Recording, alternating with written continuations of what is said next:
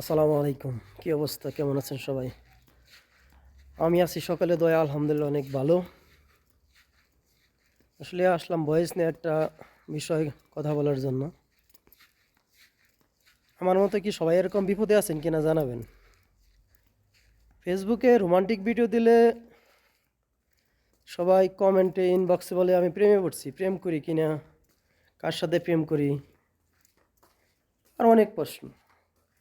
আর যখন সেট কোনো সং দিয়া গান বানাই তখন বলে কোন দিন ছেঁকা খাইলাম, কে আমায় ছেঁকা দিল, মেয়েটা কে, নানান ধরনের প্রশ্ন।